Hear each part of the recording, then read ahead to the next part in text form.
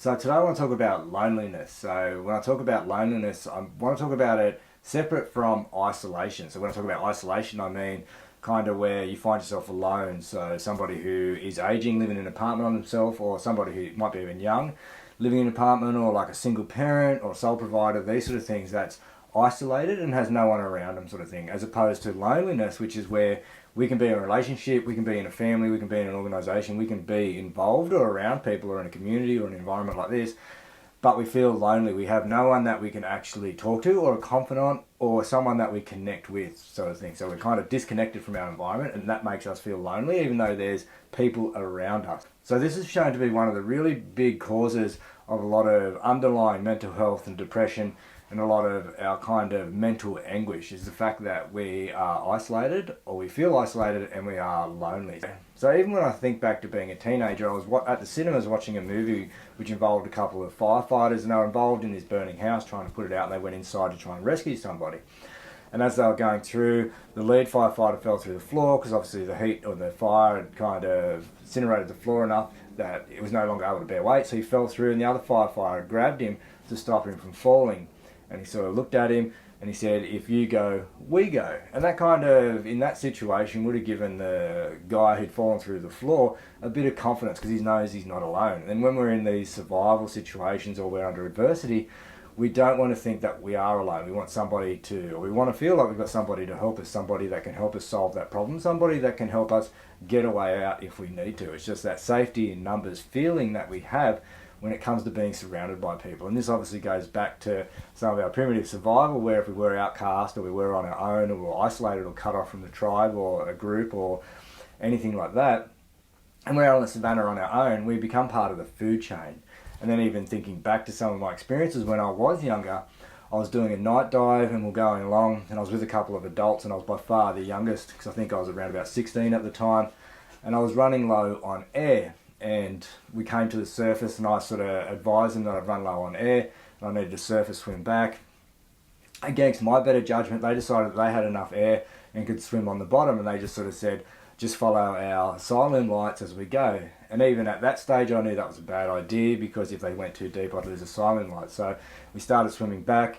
Of course I lost the silent lights, lost vision of where they didn't know where they were, and I started swimming. And at that stage we were kind of in an area where there was no real lights to light the way to the beach, and I'm in this swell trying to look around to determine which way to swim to the beach, because the navigator that we had gone subsurface, and I sort of just swam in the direction that I could sort of, or best indicated the beach, for a period of about 5 to 10 minutes. And I just remember thinking that on my own, bobbing around on the surface, I must have looked like the perfect piece of shark bait. So I'm going along thinking that I'm just shark bait, and if I kind of don't get eaten, then that would be a really good thing.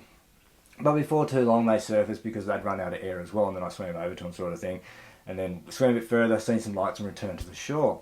But during that period, the biggest fear that I had was being alone. So as soon as I got back with the group, that fear dissipated, because now I'm with a group, my chances of survival or avoiding harm have increased. And then even going further into my career in the military, this is something that I carried with me as well.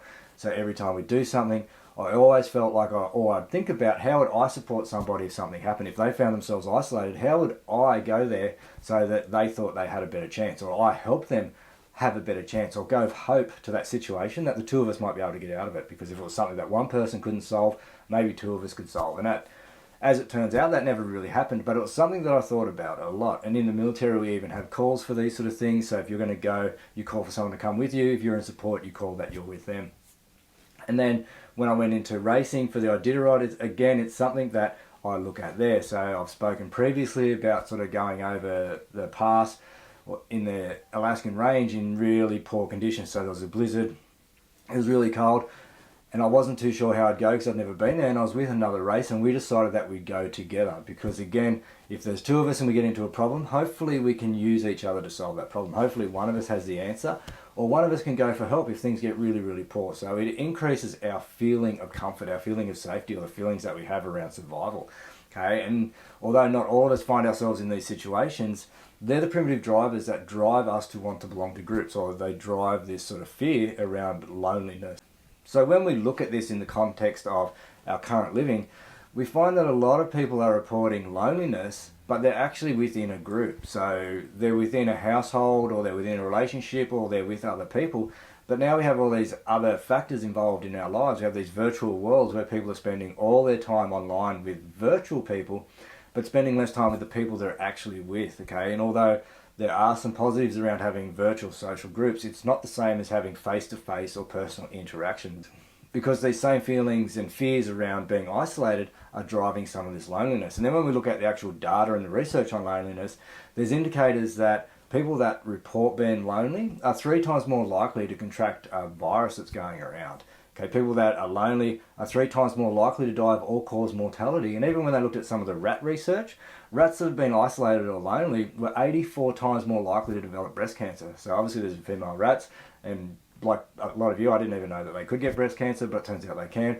And loneliness is a big predictor of it. So how much of our depression, how much of our mental illness, how much of our physical illness, how much of sort of these diseases that people carry that contribute to all-cause mortality could actually be fixed, or in somewhat have a positive intervention placed on them just through increasing the amount of interaction that we have, or decreasing our loneliness. And even when we look at the current state of affairs where we're having issues with our aged population within aged care homes, essentially they're people that are in a point in their life where they need their family to surround them. They want to be with their family, and their families basically rejected them and put them into an aged care facility in a lot of cases. I know these things are always complex, but they've basically put them somewhere where they're out of the way and can be looked after, so that people can continue their own pursuits. And a lot of their own pursuits are probably leading to their own loneliness anyway. So we've got people that are now moving towards their own issues. Their kids are going to pursue their own things and put them into an old age home when they're older. Okay, and that's going to speed up their process of all-cause mortality, because some of the research shows that once you put in an aged care facility, the length of your life duration, your expected life duration, decreases a lot just around being in that environment. And then to add to that is the long-standing Harvard study, which looked at people that were born in the ghetto, people that went to really good Ivy League schools. Okay, looked at them through all their sort of physical, their mental, all their medical records, these sort of things, and followed them throughout their whole life. Looked at career, who became a CEO, who became a homeless person, these sort of things.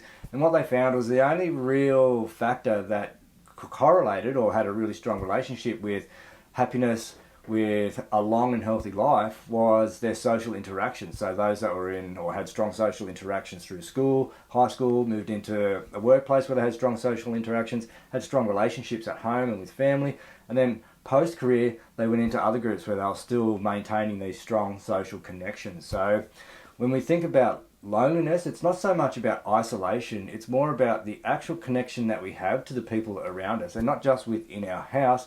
Because even though people might feel they're connected with their family, do they know their neighbours? Okay, sometimes do you even want to know your neighbours? Okay, do they know the people in the street? Because I remember growing up, we'd play cricket in the cul-de-sac, we'd play soccer in the cul-de-sac. The kids on the street would come out and play games. Everyone knew everybody, but we don't have that anymore. So in Western nations, we've kind of gone to this focus or this materialistic idea that if we get as much as we can, we have as much status as we can, then we're going to be happy, okay? But even the data on that shows that if you think those goals are going to make you happy, you're actually more likely to be depressed and suffer mental health issues because you're pursuing the wrong thing. So think about how you're pursuing your goals, how much connection you have, how connected to you are, or how connected are you within your community, okay?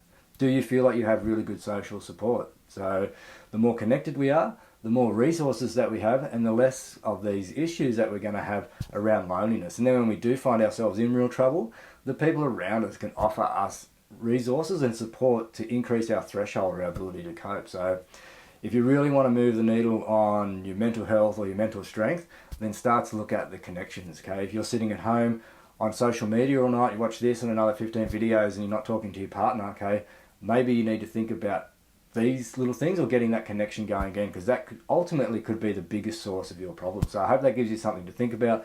Think about how well connected you are, okay, whether you're actually out there getting involved in things and living a good life, or whether you're sort of self-isolating and that's a cause of your loneliness. So I hope that kind of helps give you something to think about, and you can get out there and start to make some more positive connections to move in a more positive direction.